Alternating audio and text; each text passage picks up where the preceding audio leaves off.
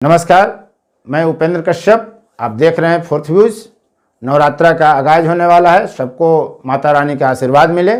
हम यह जानने का आज प्रयास कर रहे हैं इस वीडियो में कि नवरात्रा कब शुरू होगा, उसके लिए शुभ मुहूर्त क्या है, माता रानी कैसे आ रही हैं, प्रथम दिन जो पूजा होगी वो किस रूप में होगी, कैसे किया जाना चाहिए, किस मुहूर्त में पूजा करने का क्या लाभ होगा, किस मुहूर्त में कलश स्थापना होनी चाहिए और उसका क्या लाभ होगा।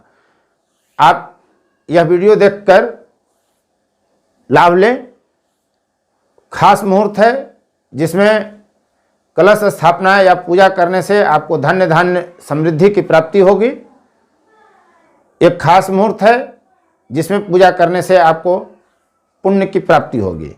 तो हम पूरा विवरण कर्मकांडी आचार्य लालमोहन शास्त्री से जानते हैं, वे क्या बताते हैं। आप पूरा वीडियो देखें और शुभ मुहूर्त की जानकारी के साथ पूजा अर्चना कर अपने मनोनुकूल लाभ की प्राप्ति करें। सर्वप्रथम जय माता दी बोलते हुए फोर्थ व्यूज के दर्शकों को साधुवाद देते हुए अभिनंदन करता हूँ कि इस वर्ष जो नवरात्र है वो 8 दिनों का ही है और 8 दिन के अंदर नव दुर्गा की पूजा कर लेनी है। तो चलें, हम साधुवाद देते हैं उपेंद्र कश्यप जी को, जो ऐसे ऐसे महत्वपूर्ण विषयों पर चर्चा करते रहते हैं। 7 अक्टूबर से लेकर 15 अक्टूबर तक के शारदीय दुर्गा पूजा महोत्सव का भव्य आयोजन बंगाल, उत्तर बिहार एवं दक्षिण बिहार के साथ अन्य जगहों पर महत्वपूर्ण आयोजन किया जा रहा है। इस वर्ष हम जहाँ भी मृण्मय प्रतिमा स्थापित करते हैं वहाँ तो महिषासुर मर्दनी का ही वो झांकी दिखलाया जाता है, उनकी प्रतिमा स्थापित की जाती है और उनके साथ लक्ष्मी, सरस्वती, गणेश, कार्तिकेय और साथ ही साथ महिषासुर की पूजन होती है। ये बंगाल से प्रारंभ हुआ है और बंगाल से चलकर पूरा भारत में दुर्गा पूजा का महत्व आज है। शारदीय दुर्गा पूजा जब हम प्रारंभ करेंगे, कब करें, कितने बजे करें, कलश कैसे स्थापन करें, इस विषय पर थोड़ी चर्चा हम करेंगे। ये तो 2021 के लिए ही हो जाएगा, इसलिए कि इस वर्ष जो है, इस वर्ष नक्षत्र और योग कुछ इस तरह के बनते हैं जो तंत्र शास्त्र इसको निषिद्ध किया गया है। तो चित्रा नक्षत्र में कलश स्थापन नहीं करनी चाहिए, वैघृति योग में कलश स्थापन नहीं करनी चाहिए। और इस वर्ष जो है गुरुवार के प्रतिपदा जो हो रहा है, प्रतिपदा जो है 3:28 तक रहेगी और चित्रा नक्षत्र रात्रि 12:06 तक रहेगी। उसके साथ वैघृति योग शेष रात्रि अर्थात भोर में 5:32 तक रहता है। अर्थात प्रतिपदा 3:28 में समाप्त हो जा रहा है। चित्रा जो है वो 12 बजे रात्रि तक रह जाती है और वैघृति योग जो है वो भोर 5:32 तक रहता है।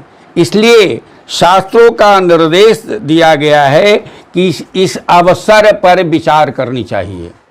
चित्रा नक्षत्र में कलश स्थापना करने से धन नाश होता है, वैघृति योग में कलश स्थापना करने से पुत्र का नाश होता है। ये दोनों जो समस्या बनी है, इसके लिए हमारे धर्मशास्त्रों का कथन है, वो कहा है कि आश्विन शुक्ल पक्ष प्रतिपदा चित्रा नक्षत्र और वैघृति के योग साथ हो तो प्रथम चरण को त्याग करके अर्थात 6 घंटा का एक चरण होता है।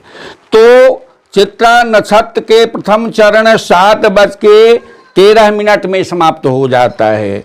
वैघृति योग के प्रथम चरण 11:09 में समाप्त होता है।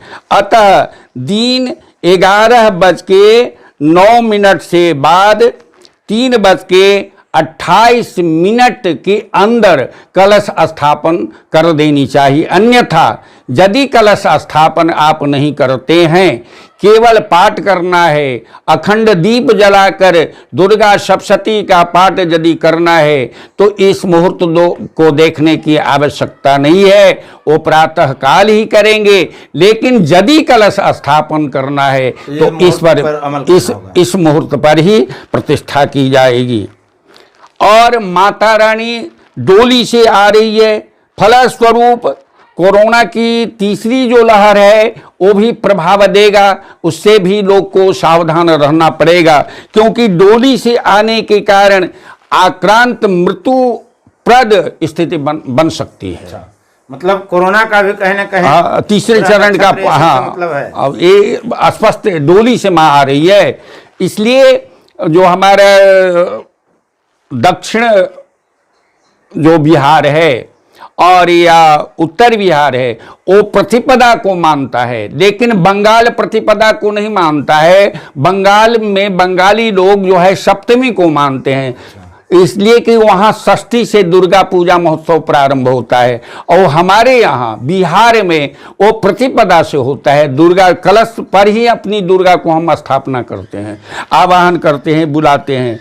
तो प्रथम दिन यदि दुर्गा की पूजा होती है, वो प्रथम शैलपुत्री से, शैलपुत्री यानी बच्चे के रूप में, एक बालक के रूप में माता रानी की पूजा करते हैं।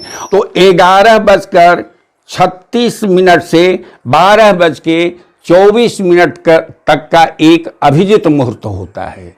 इस मुहूर्त में भी आप कलश स्थापन करें तो सबसे महत्वपूर्ण यह मुहूर्त बनता है। और कैसे कलश स्थापना करते हैं, आप करते क्या हैं, शुरू से आपने किया, मिट्टी बिछा दिए, मिट्टी की बेदी आपने बनाया, उस पर जौ छीट दिए।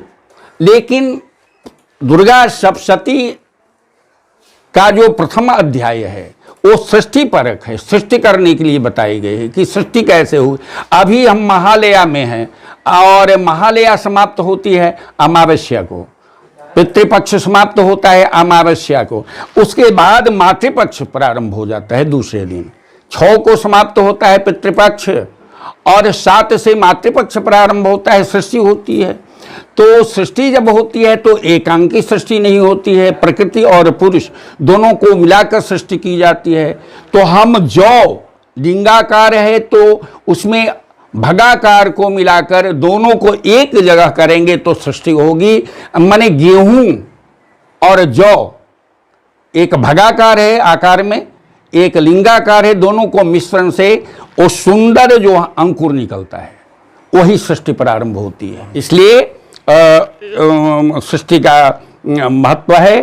तो और अलंकृत जलदार नारियल को अलंकृत कर दें, कलश में तांबे का हो, पीतल का हो या मिट्टी का हो, सभी को अलंकृत करके और उस बेदी पर रखें।